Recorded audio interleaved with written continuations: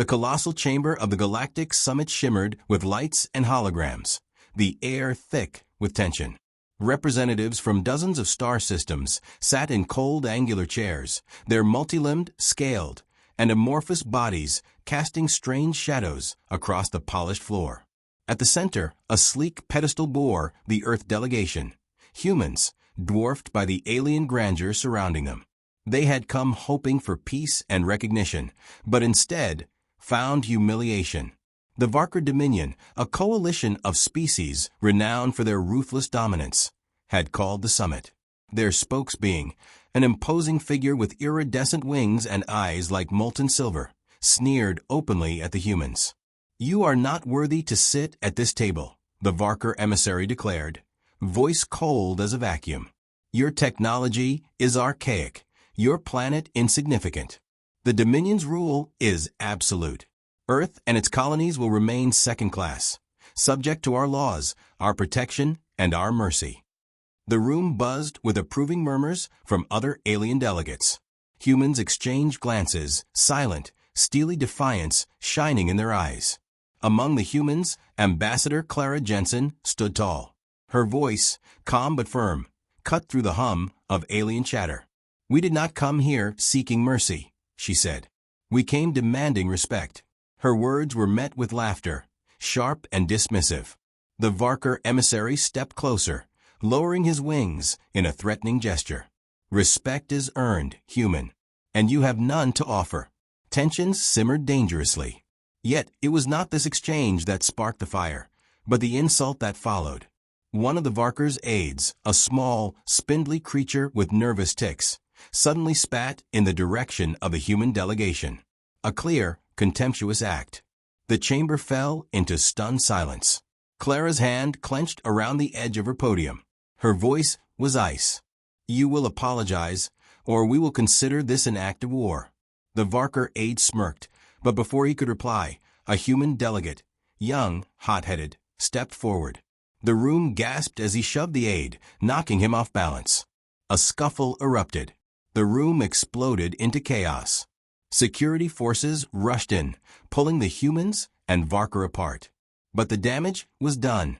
In that moment, beneath the veneer of diplomacy, a deep, raw human rage ignited.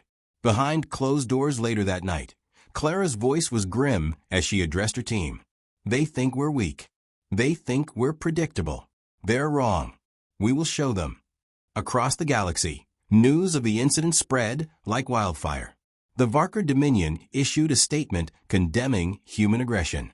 They tightened their grip on Earth, imposing harsher controls.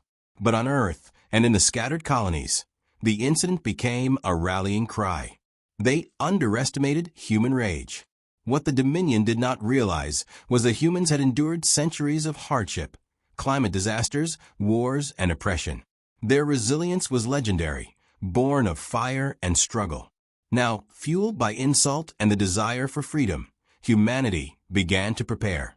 Beneath the surface, engineers tinkered with salvaged alien tech, melding it with human innovation.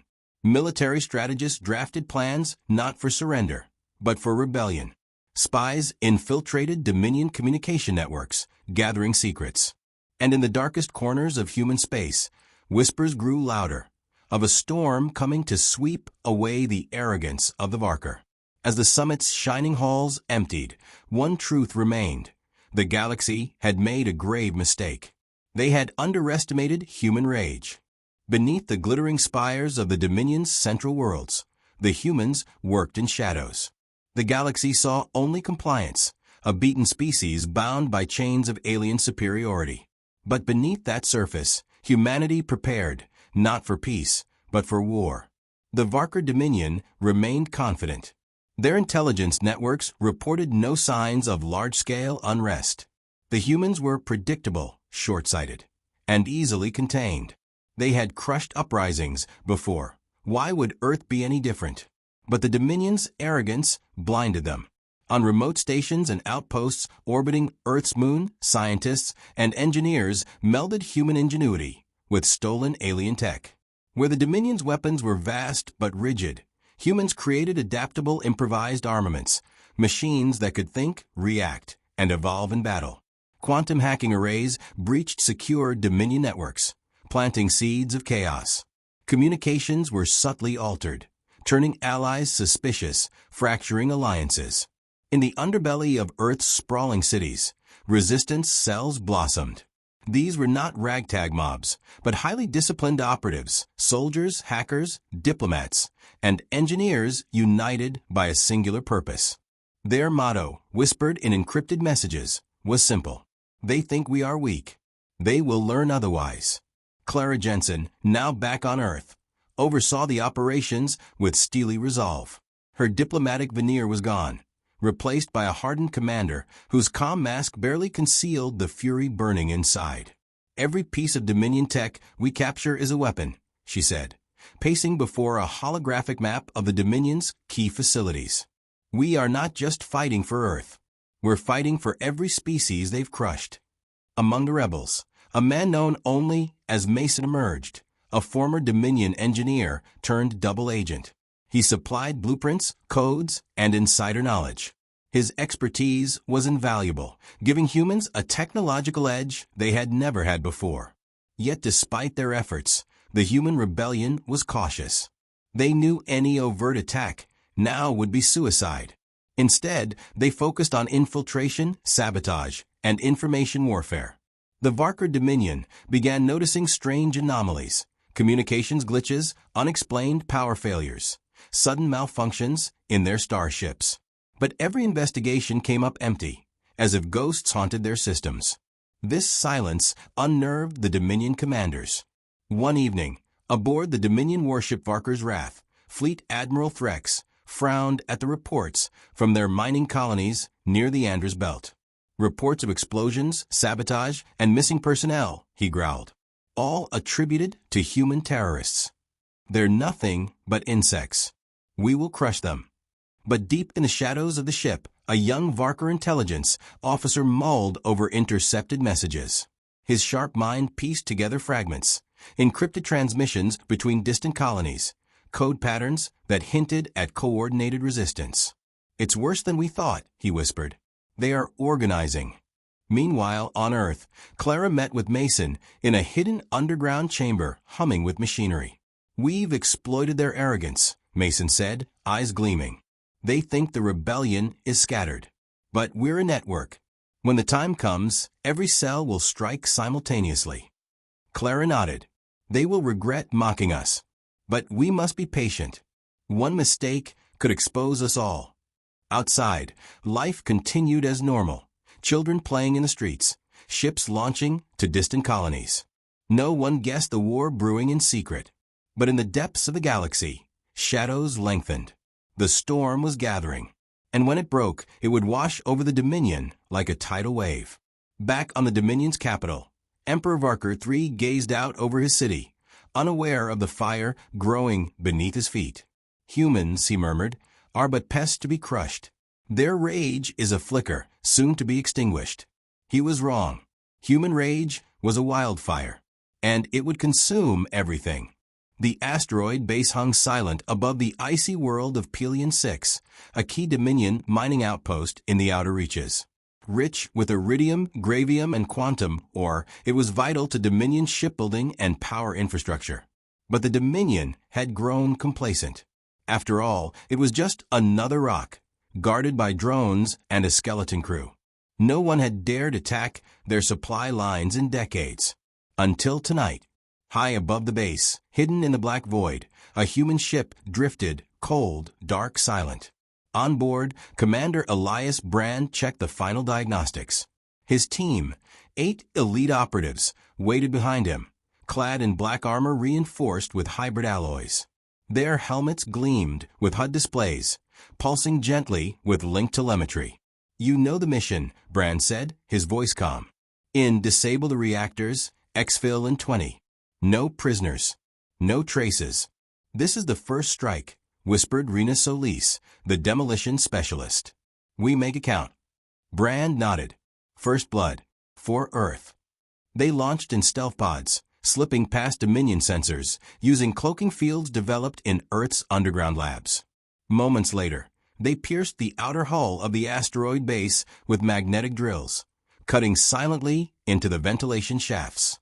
The Dominion personnel inside were unprepared, bored, undertrained, and unaware of the darkness descending upon them. The humans moved like wraiths through the corridors, eliminating guards with precision. Plasma daggers hissed in silence. Dominion officers died before alarms could be sounded. At the core, Solis planted shaped charges along the energy reactors, while Brand accessed the central AI. Mason's codes worked flawlessly. Within seconds, the base's internal systems began to melt under the assault of a virus encoded in human spite. The moment the explosives detonated, a blinding flare lit up the void. The asteroid base cracked in two, sending molten ore and debris spinning into the atmosphere of Pelion 6. Mission time, 17 minutes. The strike team exfiltrated silently, leaving no trace. By the time Dominion patrols arrived, there was nothing left to recover, only wreckage, radiation, and questions. The official report blamed a systems malfunction, but whispers spread in Dominion space. The humans were behind it. They had struck first, and they had struck hard. News reached Earth within hours. In the underground resistance headquarters, Clara Jensen stared at the footage of the destroyed base. A slow smile curled at her lips. "They'll deny it publicly," she said. "But behind closed doors, they're panicking." And she was right. In the Dominion's high war chambers, a furious Emperor Varker slammed a clawed fist onto the marble table. Dozens of advisors flinched. "We underestimated them," growled Admiral Threx. "The humans have evolved. They've developed tech beyond our projections." "Then crush them," the Emperor snapped. "Deploy enforcers to Earth. Strip the colonies of all weapons. Make an example of their people." But that only fanned the flames. As Dominion ships descended on human colonies with iron fists, seizing materials, executing suspected sympathizers, they found a different breed of humanity. Resilient, angry, unafraid. On Mars, a Dominion security cruiser exploded on landing, rigged with a kinetic charge disguised as fuel cells.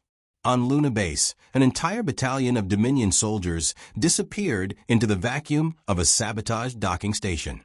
And across a dozen systems, Dominion tech glitched and failed. Navigation systems misfiring, targeting sensors locking onto their own ships. Each act was calculated, brutal, unapologetic, and always the same message was left behind. You should not have underestimated us. In a dim room aboard a cloaked human ship, Commander Brand stared at a starscape filled with Dominion worlds. He whispered, more to himself than his crew, "We bled today. They didn't see it coming. But it's only the beginning. For the first time in generations, the Dominion bled, and the galaxy held its breath. Because if this was how the humans struck first, what would they do when the war truly began? The Dominion called them terrorists. The humans called themselves something else, survivors. And now they were becoming legends. In the weeks after Pelion 6, the galaxy shifted. Where once Dominion ships traveled unchallenged, now their convoys moved under heavy escort, nervous and twitching. Rumors of ghost ships, human strike forces appearing from nowhere, spread fear among Dominion crews. Trade slowed. Morale plummeted. The unthinkable was happening. The mighty Varker Dominion was losing control. It began with whispers, then fire. On Cygnar Delta, a colony once stripped of its resources by Dominion tax fleets, the workers rose up with weapons smuggled in hollowed-out mining drills. Dominion Command assumed it was an isolated riot, until 6 more uprisings followed across 3 star systems in 2 days. These weren't spontaneous revolts. They were coordinated. Clara Jensen stood before a growing holographic map inside the Human Resistance Command Center. Systems blinked red, Dominion-controlled territories, now in open rebellion. "Operation Echo is live in 12 sectors," said Mason, his fingers flying across a console. "We've tapped into their surveillance grid. They still don't know how deep we've embedded our cells." "Then they're still blind," Clara replied. "Good. Keep it that way."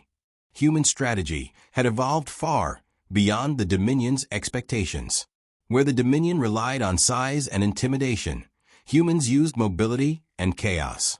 Strike teams hit fast and vanished. Infrastructure crumbled under relentless cyberattacks. Supply chains were severed. Entire fleets were rerouted by false orders sent through Dominion command nodes compromised weeks ago. And it wasn't just humans fighting anymore.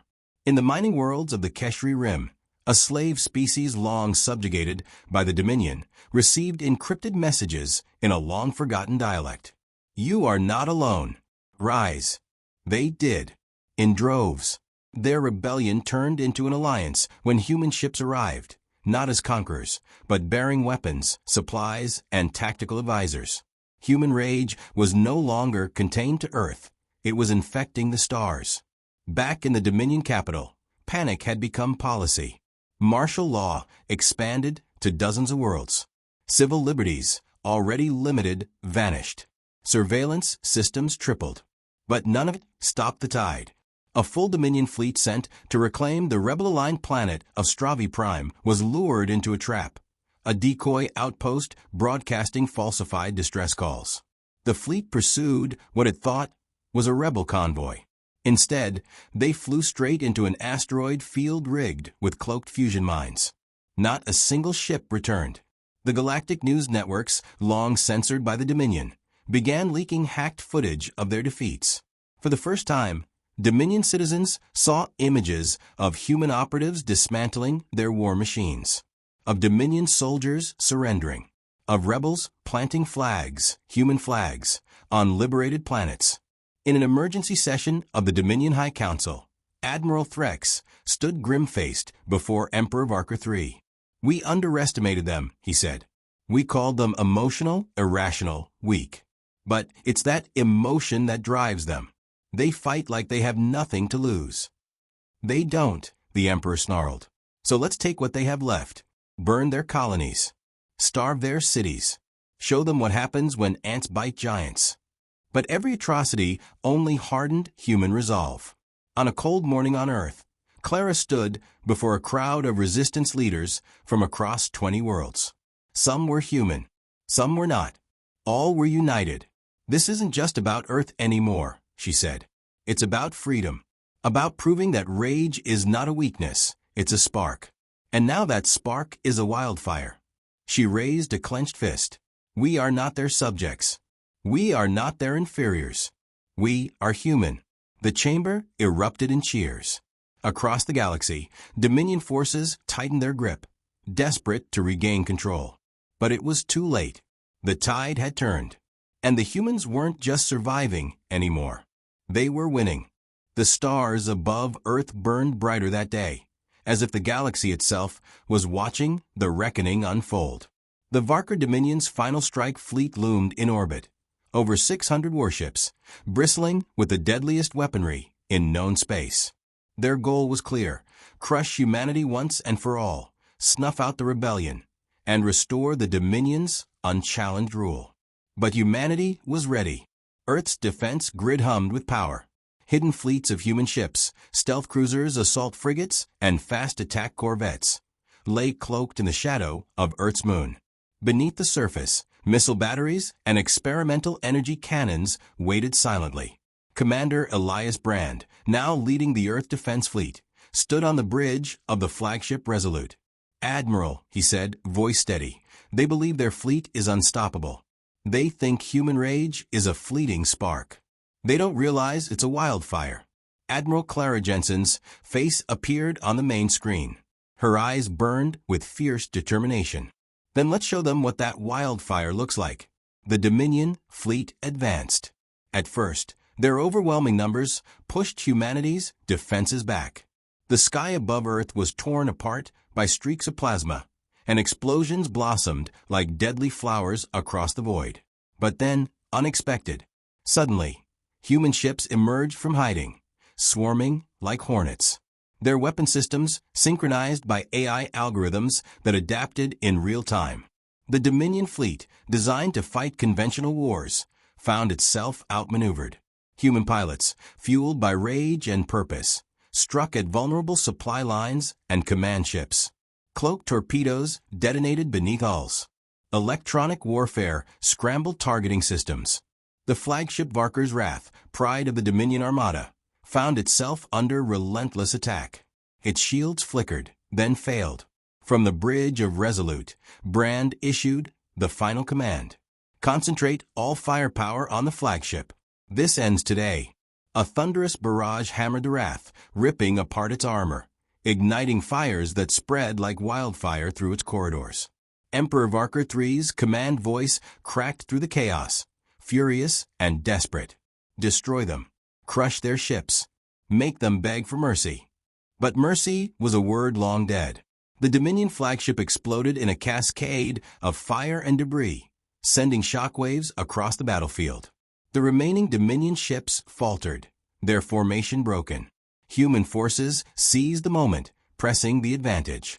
The battle raged for hours, but the outcome was inevitable. The Varker Dominion had lost. In the aftermath, silence reigned. The Dominion fleet retreated in disarray, and across the galaxy, worlds whispered of humanity's victory. On Earth, Clara Jensen addressed the galaxy in a broadcast that echoed through countless star systems. Today, we showed the galaxy that humans will not be crushed by tyranny, that our rage is a force of nature. We will protect our homes, our people, and all who seek freedom. To those who underestimated us, this was your ultimate price. Her words inspired hope in the oppressed and fear in the proud. The galaxy had witnessed a species rise from the shadows to challenge the mighty and win. The galaxy was changed forever. In the weeks after the final battle, Dominion forces retreated, their empire fractured and shaken to its core. Former allies began to reconsider their loyalties, now seeing humanity not as brash upstarts, but as a dominant power, unyielding, relentless, and fiercely protective of their own. On Earth, the scars of war were visible. Cities bore the marks of invasion and blockade. Yet amidst the rubble, a proud humanity rebuilt, not just with bricks and steel, but with renewed purpose. Clara Jensen stood before a massive crowd gathered at the rebuilt Galactic Council chamber on Earth. Representatives of dozens of freed species and allied civilizations surrounded her. Their eyes, once filled with doubt or fear, now shone with respect. "We have paid a heavy price," Clara began, her voice steady but filled with the weight of history. "But we have earned our place, not through submission, but through rage, the righteous fury of a people who refuse to be broken." Her words resonated beyond Earth, broadcast to millions of worlds. The Dominion, humbled and divided, was forced to negotiate peace treaties on human terms. Colonies long oppressed were granted autonomy, and trade agreements were rewritten to respect sovereignty and equality. But humanity's rise wasn't simply about conquest or vengeance. It was a statement, an unyielding testament to the power of rage when channeled into survival, innovation, and unity. In quiet moments, Clara reflected on the journey. The insult at the summit, the silent preparations, the first strikes that shattered the illusion of Dominion invincibility. All threads woven into the tapestry of rebellion. The galaxy had learned a lesson, one written in fire and blood. They had underestimated human rage. And it had cost them everything. Far from Earth, Mason, now a general in the new Galactic Defense Alliance, looked out at the stars from the bridge of his command ship. "Humanity will never forget," he said softly, "nor forgive. Our rage is our strength. It binds us. It drives us." Behind him, new recruits trained tirelessly, preparing for a future where vigilance was survival. Because in the cold expanse of space, peace was fragile, and the wildfire of human rage, once ignited, would burn forever, watchful, fierce, unyielding.